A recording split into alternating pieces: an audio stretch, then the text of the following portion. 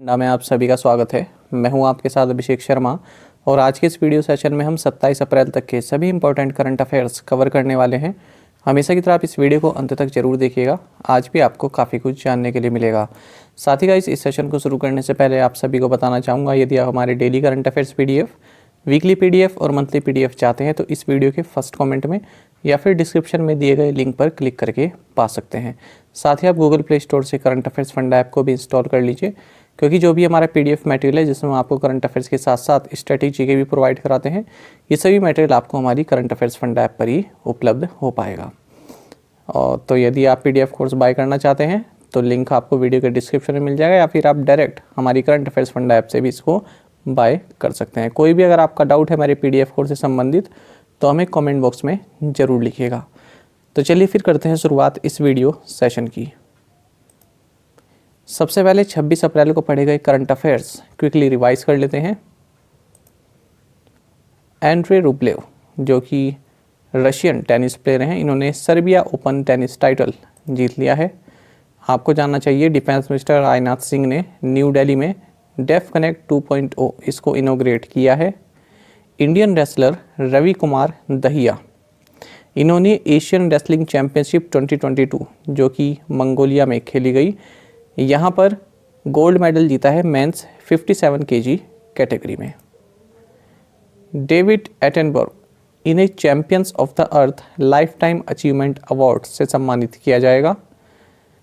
आपको जानना चाहिए आर्चरी वर्ल्ड कप स्टेज 1 जो कि एंटलिया टर्की में हुआ है, यहाँ पर इंडिया ने फ्रांस को हराकर जो मेंस टीम का जो फाइनल है उसको जीत लिया है। इसी के साथ गोल्ड मेडल अपने नाम कर लिया है। किसान भागीदारी प्राथमिकता हमारी, इस तरह का कैंपेन एक मिनिस्ट्री ऑफ एग्रीकल्चर द्वारा 25 से 30 अप्रैल 2022 के बीच ऑर्गेनाइज किया जा रहा है। आपको जानना चाहिए प्रसार भारती ने पब्लिक ब्रॉडकास्टर ऑफ अर्जेंटीना के साथ MOU साइन किया है। विशाखा मूल्य, इनको आदित्य बिरला कैपिटल की नेक्स्ट CEO अपॉइंट किया गया है। सिडबी ने महाराष्ट्र में जो ITIs हैं या पॉलिटेक्निक्स हैं, इनको रिवाइव करने के लिए 600 करोड़ रुपए की असिस्टेंस को अप्रूव कर दिया है सैद्धांतिक रूप से। आपको जानना चाहिए कि नीति आयोग की ड्राफ्ट बैटरी स्वैपिंग पॉलिसी के अनुसार, यानी कि जो इलेक्ट्रिक व्हीकल की बात हो रही है यहाँ पर, तो जो भी मेट्रोपॉलिटन सिटीज़ हैं जिनकी पॉपुलेशन 40 लाख से ज़्यादा की है, तो फेज़ 1 में उन सभी मेट्रोपॉलिटन सिटीज़ में जो बैटरी स्वैपिंग नेटवर्क है इसको डेवलप किया जाएगा। आपको जानना चाहिए कि रिजर्व बैंक ऑफ इंडिया ने जो NBFCs और प्राइमरी अर्बन कोऑपरेटिव बैंक्स के लार्ज बोरोवर्स हैं उनके लिए भी अब लीगल एंटिटी आइडेंटिफायर ये एक्वायर करना मैंडेटरी बना दिया है। आपको जानना चाहिए 2022 का एक एडिशन आया है चिराता जिनोव इंडिया SaaS रिपोर्ट। इसके अनुसार जो इंडियन SaaS इंडस्ट्री है ये 2026 तक 100 बिलियन US$ का रेवेन्यू जनरेट करेगी। आपको जानना चाहिए कि अटल पेंशन योजना के तहत जो टोटल एनरोलमेंट्स हैं ये 4.01 करोड़ का आंकड़ा पार कर चुके हैं मार्च 2022 तक। वर्ल्ड मलेरिया डे 25 अप्रैल को मनाया जाता है और इस बार 2022 में इसका थीम रहा harness innovation to reduce the malaria disease burden and save lives. World intellectual property day जो कि 26 अप्रैल को मनाया जाता है और 2022 है यहाँ पर लिखा हुआ, इसका थीम रहा IP and youth innovating for a better future. SBI card ने अपनी TCS के साथ जो पार्टनरशिप की है इसको एक्सपेंड कर लिया है। चलिए अब 27 अप्रैल तक के सभी महत्वपूर्ण करंट अफेयर्स देख लेते हैं। Which country will host the 21st World Congress of Accountants? पूछ रहे हैं कि 21वीं विश्व लेखाकार कांग्रेस की मेजबानी कौन सा देश करेगा। ऑप्शंस आपके सामने हैं। सही आंसर ऑप्शन A है, इंडिया। यहाँ पर आप देख सकते हैं 28 से 21 नवंबर 2022, welcome to Mumbai the financial capital of India. तो इस आप सभी जानते होंगे मुंबई को फाइनेंशियल कैपिटल ऑफ इंडिया के नाम से जाना जाता है। तो देखिए जो institute of chartered accountants of India ICAI इसके प्रेसिडेंट हैं देवाशीष मित्रा, इनके द्वारा ये जानकारी दी गई है कि वर्ल्ड कांग्रेस ऑफ अकाउंटेंट्स, इसका जो 21st एडिशन है ये भारत में आयोजित किया जाएगा। कहाँ पर? जियो वर्ल्ड कन्वेंशन सेंटर मुंबई में 18 से 21 नवंबर के बीच में। तो फ्रांस भी इसमें इस रेस में था, लेकिन फ्रांस को भारत ने आउटबिट किया है और ये बिड जीत ली है भारत ने। इस इवेंट का थीम रहेगा building trust enabling sustainability. Reserve bank of India has imposed a monetary penalty of what amount on bank of Maharashtra. पूछ रहे हैं कि भारतीय रिजर्व बैंक ने बैंक ऑफ महाराष्ट्र पर कितनी राशि का मौद्रिक जुर्माना लगाया है। ऑप्शंस आपके सामने हैं। सही आंसर ऑप्शन डी रहेगा 1.12 करोड़ रुपीस। तो देखिए, जो नो योर कस्टमर संबंधित रिजर्व बैंक ऑफ इंडिया की कुछ डायरेक्शंस रही होगी, कुछ गाइडलाइंस हुई होंगी, तो उसके साथ नॉन कंप्लायंस किया है बैंक ऑफ महाराष्ट्र ने, यानी कि उनको नहीं माना है या फिर उनके अनुसार नहीं चला है। इसी वजह से रिजर्व बैंक ऑफ इंडिया ने यहाँ पर 1.12 करोड़ रुपए की monetary penalty bank of Maharashtra पर लगाई है। बैंक ऑफ महाराष्ट्र के बारे में आपको जानना चाहिए। हेडक्वार्टर्स पुणे महाराष्ट्र में है। COAS राजीव हैं। वन फैमिली वन बैंक इसकी टैगलाइन है। हाल ही में हमने ये भी देखा था कि जो बैंक ऑफ महाराष्ट्र का प्रोजेक्ट है बैंक सखी उड़ीसा में, तो इसके लिए इसने महाग्राम के साथ भी पार्टनरशिप की है। How many persons including Ukraine's president Volodymyr Zelensky have been named as the recipient of the John F. Kennedy Profile Encourage Award 2022। काफ़ी महत्वपूर्ण क्वेश्चन है। यूक्रेन के राष्ट्रपति व्लादिमीर जेलेंस्की सहित कितने व्यक्तियों को John F Kennedy profile encourage award 2022 के प्राप्तकर्ता के रूप में नामित किया गया है। ऑप्शंस आपके सामने है। सही आंसर ऑप्शन बी है 5। यहाँ पर लिखा है कि व्लादिमीर जेलेंस्की सहित। कभी कभी क्वेश्चन कैसे बनता है कि व्लादिमीर जेलेंस्की को अवार्ड मिला है, इनके अलावा और कितने लोगों को मिला है, तब आंसर होगा 4। तो अगर इस क्वेश्चन का स्टैंडर्ड बढ़ाना हो तो एग्जामिनर क्या करता है, डायरेक्ट ये नहीं पूछता कि किसको अवार्ड मिला है। अगर कई लोगों को मिला है तो ये पूछता है कि इनके अलावा और कितने लोगों को मिला है, या फिर इनको तो मिला ही है और टोटल कितने लोगों को मिला है। इस तरह से क्वेश्चन अब देखे जाते हैं कि पूछ ले जाते हैं। तो ये बात आप ध्यान रखेंगे। टोटल 5 पर्सन्स को मिला है। जानेंगे इनके बारे में। तो यूक्रेन के प्रेसिडेंट हैं, आप सभी अब इनका नाम जाने होंगे, व्लादिमीर जेलेंस्की। तो ये उन 5 लोगों में हैं जिन्हें John F Kennedy profile encourage award दिया जाएगा डेमोक्रेसी प्रोटेक्ट करने के लिए। ये 5 आप देख सकते हैं। यदि हम इनके नाम देखें तो देखिए, लिस चेनी, जोसेलिन बेंसोन, रस्टी बावर्स और वॉन्ड्रिया शाई मॉस। तो ये 5 लोग हैं जिन्हें इस अवार्ड से सम्मानित किया गया है। Which small finance bank selected Kyndryl to drive its digital transformation and IT modernisation programme. किस लघु वित्त बैंक ने अपने डिजिटल परिवर्तन और IT आधुनिकीकरण को चलाने के लिए किंड्रिल को चुना है। ऑप्शंस आपके सामने है। सही आंसर ऑप्शन डी है, सूर्योदय स्मॉल फाइनेंस बैंक।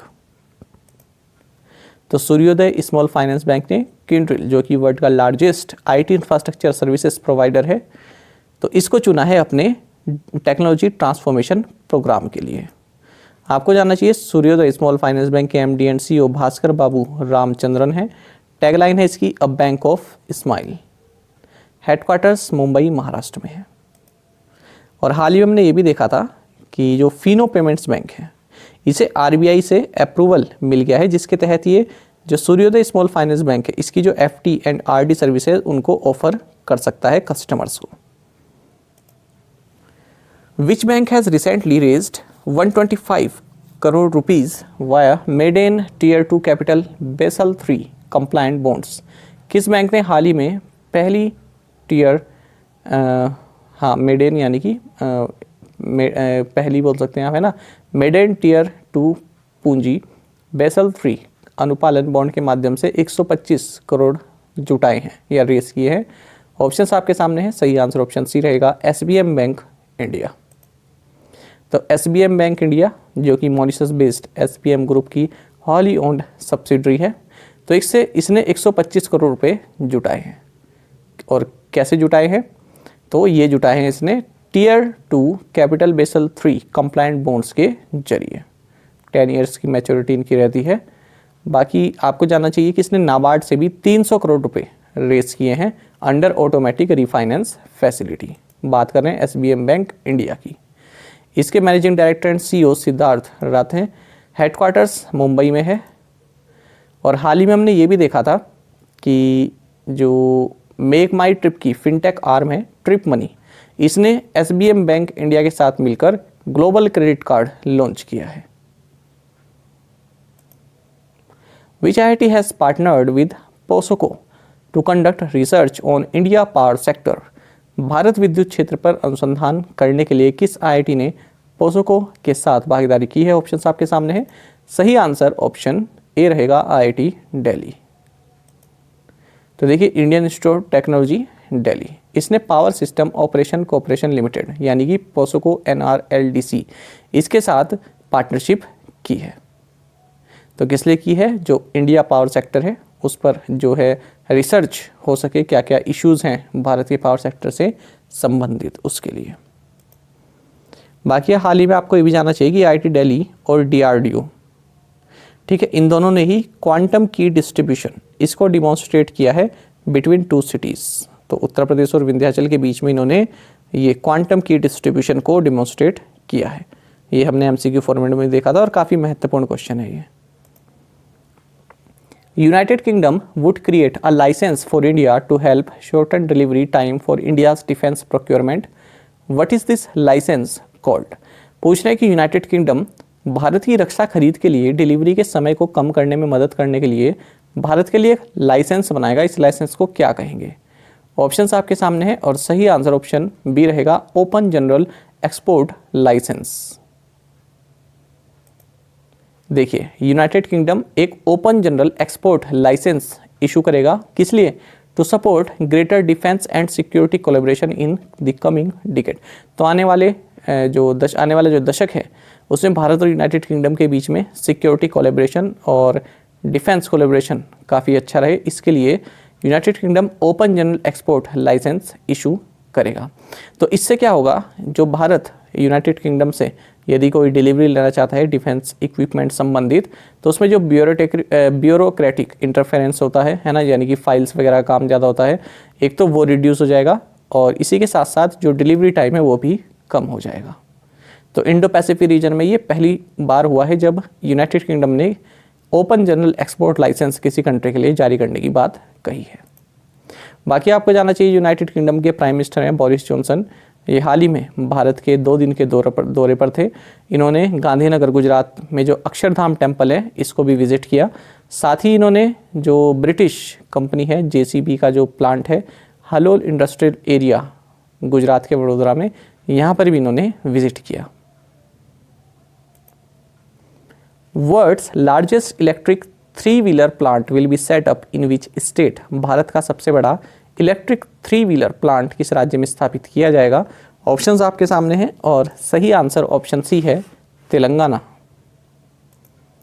तो देखिए, कैलिफोर्निया US बेस्ड एक कंपनी है बिलिटी इलेक्ट्रिक, तो इसने कहा है कि हम वर्ल्ड की लार्जेस्ट इलेक्ट्रिक 3-व्हीलर फैक्ट्री जिसका जो प्रोडक्शन है वो 2,40,000 इलेक्ट्रिक व्हीकल्स पर ईयर रहने वाला है, इसको हम तेलंगाना में सेटअप करेंगे। तेलंगाना के बारे में आप जानते हैं, कैपिटल हैदराबाद है, गवर्नर तमिलिसाई सौंदरराजन है, चीफ मिनिस्टर के चंद्रशेखर राव है। हाल ही हमने तेलंगाना से संबंधित ये करंट अफेयर पढ़ा था कि in terms of per capita net state domestic product at current prices, इसमें तेलंगाना जो है कंट्री में टॉप पोजीशन पर है। और साथ ही महत्वपूर्ण न्यूज़ हमने ये भी पढ़ी थी कि जो एशिया का लार्जेस्ट ट्राइबल फेस्टिवल है मेधराम जतारा, ये भी हाल ही में तेलंगाना में संपन्न हुआ है। Who has been named as the new Global Peace Ambassador 2022? नए वैश्विक शांति राजदूत 2022 के रूप में किसे नामित किया गया है? ऑप्शंस आपके सामने हैं। सही आंसर ऑप्शन बी रहेगा, बबीता सिंह। तो बबीता सिंह, इनको ग्लोबल पीस एम्बेसडर इससे सम्मानित किया गया है, किस लिए? For promoting peace through education, sports, art, culture and diplomacy. कहाँ पर सम्मानित किया गया है? इंडिया इंटरनेशनल कॉन्क्लेव 2022, जो कि एशिया अफ्रीकन कंसोर्टियम के साथ कोलैबोरेशन में हुई है न्यू दिल्ली में। आपको जानना चाहिए, बबीता ये इंडियन है और बोर्न एंड रेज्ड नाइजीरिया में है। यानी पली बड़ी ये नाइजीरिया में है। और ये जो है digital strategist and reputation expert है एशिया एंड अफ्रीका में। Name the CEO of Capgemini India who joined UNICEF युवा बोर्ड एज को चेयर। कैपजेमिनी इंडिया के सीईओ का नाम बताइए जो यूनिसेफ युवा बोर्ड में सह अध्यक्ष के रूप में शामिल हुए। ऑप्शंस आपके सामने है और सही आंसर ऑप्शन ए रहेगा अश्विन यार्दी। तो देखिए युवा इंडिया इसने अनाउंस किया है कि अश्विन यार्दी ये जो है को चेयर होंगे युवा इनिशिएटिव के। तो को चेयर होंगे इसका मतलब कोई और भी है इनके साथ में जो इसकी चेयरमैनशिप करता है, तो वे हैं यशुमाशा किमोरा। ठीक है, तो ये दोनों ही अब इसको चेयरमैनशिप करेंगे इसका युवा जो इनिशिएटिव है। तो आपको जानना चाहिए युवा जनरेशन अनलिमिटेड ये UNICEF initiated multi stakeholder global platform है जिसका मकसद ये है कि जो यंग पीपल हैं उनको एजुकेशन एंड लर्निंग से जो है आगे बढ़ाया जाए और कुछ प्रोडक्टिव वर्क और एक्टिव सिटीजन होने का जो है उनको दायित्व दिया जाए। आप यहाँ पर देख सकते हैं Yuva aims to prepare young people to transition from education and learning to productive work and active citizenship. यानी कि एजुकेशन और लर्निंग से आप आगे बढ़ें और कुछ प्रोडक्टिव वर्क करें, इस तरह का जो है ये एक प्लेटफॉर्म है। तो यूनिसेफ से संबंधित है, ये आप याद रखेंगे। Who will receive Entrepreneur Leadership Award by the Indo-American Chamber of Commerce? Indo-American Chamber of Commerce द्वारा एंटरप्रेन्योर लीडरशिप अवार्ड किसे मिलेगा? ऑप्शंस आपके सामने है। सही आंसर ऑप्शन ए है ये। सही आंसर ऑप्शन ए रहेगा विवेक लाल, ए है ये। तो देखिए डिफेंस सेक्टर में अपने कंट्रीब्यूशन के लिए जो इंडियन अमेरिकन चीफ एग्जीक्यूटिव रहे हैं जनरल एटॉमिक्स ग्लोबल कोऑपरेशन के विवेक लाल, इनको एंटरप्रेन्योर लीडरशिप अवार्ड दिया जाएगा Indo American chamber of commerce के द्वारा। आपको जानना चाहिए Indo American chamber of commerce की स्थापना 1968 में हुई थी। तो भारत और अमेरिका के बीच जो इकोनॉमिक इंगेजमेंट है तो उसमें ये काफ़ी उसके प्रोसेस को जो है आगे बढ़ाने का काम करता है Indo American chamber of commerce. Which state inked MOU with NIXI CSC to set up international data centre? किस राज्य ने अंतर्राष्ट्रीय डेटा केंद्र स्थापित करने के लिए निक्सी CSC के साथ समझौते ज्ञापन पर हस्ताक्षर किए हैं? ऑप्शंस आपके सामने हैं। सही आंसर ऑप्शन बी रहेगा त्रिपुरा। तो त्रिपुरा गवर्नमेंट ने अपने यहाँ international standard data centre establish करने के लिए एक MOU साइन किया है। किसके साथ? NIXI CSC data services centre के साथ। अब ये क्या है NIXI CSC data services centre? तो देखिए एक जॉइंट वेंचर है किसके बीच में? National internet exchange of India यानी कि निक्सी और CSC e governance services limited, इन दोनों के बीच में। बाकी त्रिपुरा के बारे में आप जानते हैं, कैपिटल अगरतला है, चीफ मिनिस्टर बिप्लब कुमार देव हैं, गवर्नर सत्यदेव नारायण आर्य हैं। NITI Aayog and which agency will develop India's first report on state of India's children? NITI Aayog और कौन सी एजेंसी भारत के बच्चों की स्टेट यानी कि कंडीशन पर भारत की पहली रिपोर्ट विकसित करेगा? ऑप्शंस आपके सामने हैं। सही आंसर ऑप्शन बी रहेगा यूनिसेफ इंडिया। देखिए नीति आयोग और यूनिसेफ इंडिया ये जॉइंटली फर्स्ट रिपोर्ट जारी करेंगे किस पर? State of India children status and trends in multi dimensional child development. यानी कि जो इंडिया के जो बच्चे हैं उनकी क्या कंडीशन है ना, state of India's children status and trends in multi dimensional child development, इस टॉपिक पर। तो ये जो रिपोर्ट है ये एक फ्रेमवर्क तैयार करेगी जिसके तहत जो हेल्थ एंड न्यूट्रिशन है, एजुकेशन है, वाटर एंड सैनिटेशन है, हाउस होल्ड लिविंग स्टैंडर्ड है, ठीक है, ये सभी जो है बच्चों का कैसा होना चाहिए इसके बारे में इस रिपोर्ट में बताया जाएगा। As per the RBI guidelines, NBFC's upper layer will maintain common equity tier 1 ratio of at least what % of risk weighted assets? महत्वपूर्ण क्वेश्चन है बैंकिंग एग्जाम की अगर दृष्टि से देखें तो पूछ रहे हैं कि RBI के दिशा निर्देशों के अनुसार NBFC upper layer risk weighted assets के कम से कम कितने प्रतिशत के सामान्य इक्विटी टियर 1 अनुपात को बनाए रखेंगे? ऑप्शंस आपके सामने है और सही आंसर ऑप्शन सी रहेगा 9%।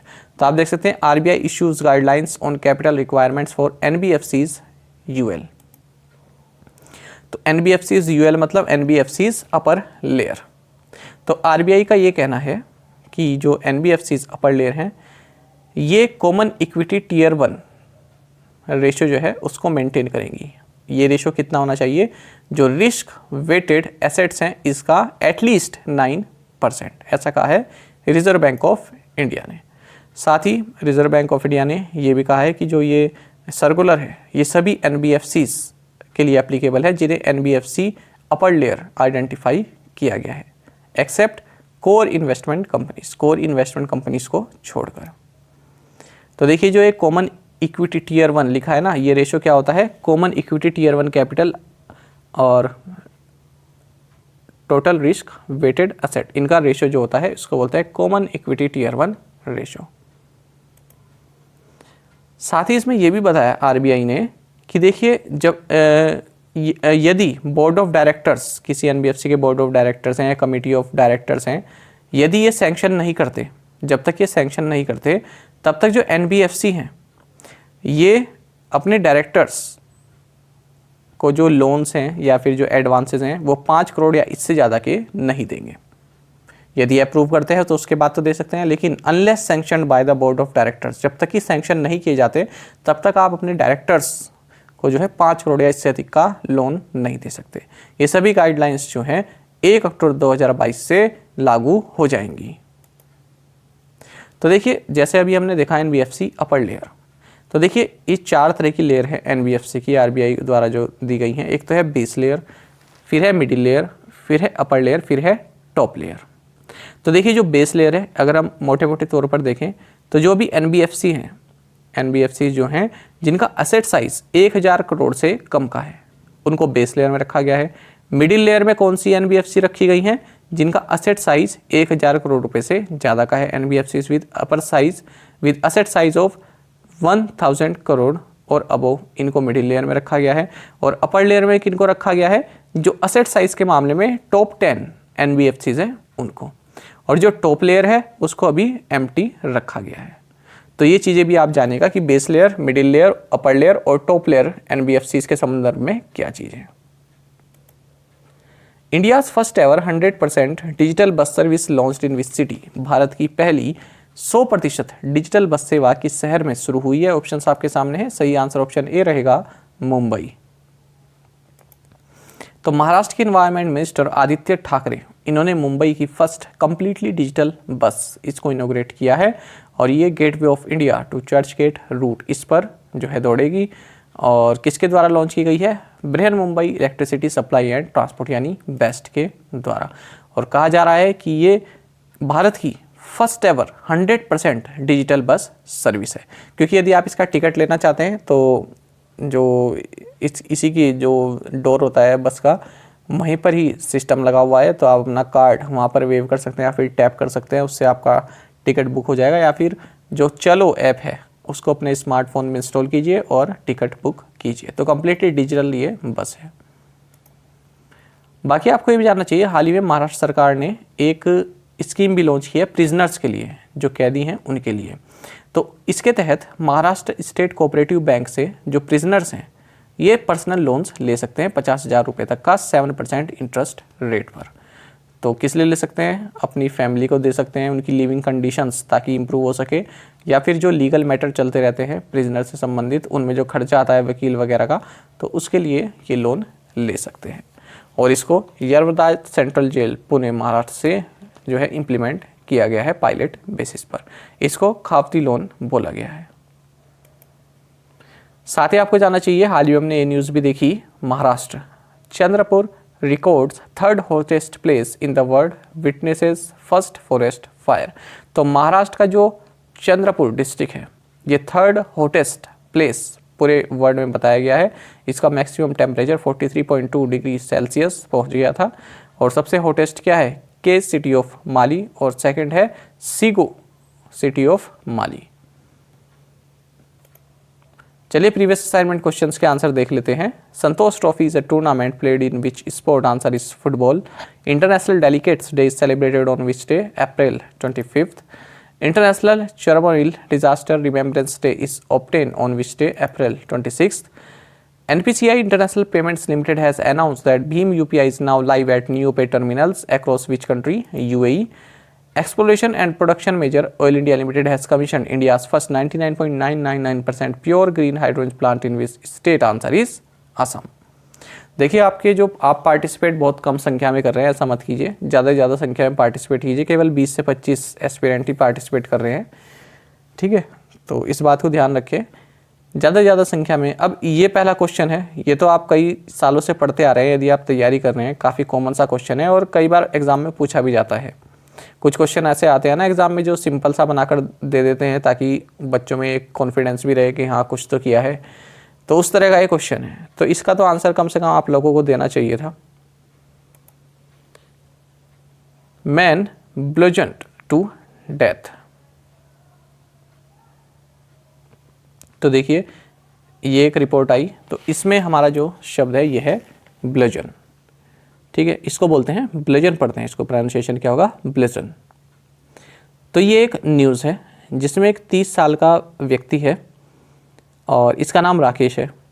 तो इसकी और किसी व्यक्ति की लड़ाई हो गई थी, जिसके साथ हुई थी उसका नाम है आलम। तो उसी से संबंधित ये है मैन ब्लजन्ड टू डेथ। तो देखिए, अगर हम ब्लजन का मतलब देखें तो इसका मतलब है to hit someone hard and repeatedly with a heavy weapon. किसी भारी औजार से या हथियार से किसी पर बार बार हमला करना, उसको बोलते हैं ब्लजन। जैसे आप देख सकते हैं, the two boys had been mercilessly bludgeon to death. जो दो लड़के थे उनको मर्सीलेसली, मर्सी मतलब क्या होता है? दया, और मर्सीलेसली मतलब क्या? निर्दयता से उनको जो है ब्लजन टू डेथ, यानी कि इतना मारा कि उनकी मृत्यु हो गई। ब्लजन टू डेथ, कब तक मारा? जब तक मृत्यु नहीं हो गई। तो देखिए, यहाँ पर आप इस रिपोर्ट में देखेंगे कि Akram then picked an iron pipe and rapidly struck Rakesh on his face and head. तो आलम ने क्या किया? एक लोहे का पाइप था, उसे उठाया और राकेश के फेस पर और हेड पर जो है मारा, ठीक है। तो यहाँ से इस तरह शब्द यूज़ हुआ है। अब देखिए, आप न्यूज़पेपर में आपको कई बार मिल जाएगा जो क्राइम से संबंधित न्यूज़ आएगी, man bludgeon to death, two held, दो पकड़े गए, है ना। एक व्यक्ति को क्या किया? फिर से किसी हथियार से मारा बार बार और उसकी मृत्यु हो गई, और इस मामले में दो लोगों को गिरफ्तार कर लिया गया। Man bludgeon to death by brother, एक व्यक्ति को उसके भाई ने ही जो है मौत के घाट उतार दिया किसी हथियार से मार कर। Man bludgeons friend throws him on rail track, किसी व्यक्ति ने फ्रेंड को अपने मार दिया किसी हथियार से या किसी वेपन से और फिर उसको रेल ट्रैक पर फेंक दिया। तो आई होप आपको ये शब्द समझ में आ गया होगा, महत्वपूर्ण है। अब आज के असाइनमेंट्स देखेंगे। Name the biggest sports franchise in India. Rare butterfly palm king spotted for the first time in which state. For the first time in India, a seaweed park will be set up in which state? Agni Kheli or Thuti Dhara is an age-old tradition followed by devotees in which state? Which quiz competition was launched on the birth anniversary of Bharat Ratna Dr. Baba Saheb Bhimrao Ambedkar on 14th April 2022?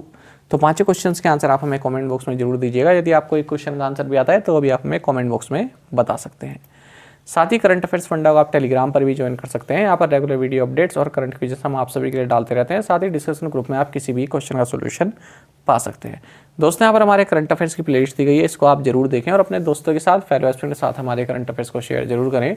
आज का session आपको कैसा लगा comment box में जरूर बताइएगा। Thank you guys.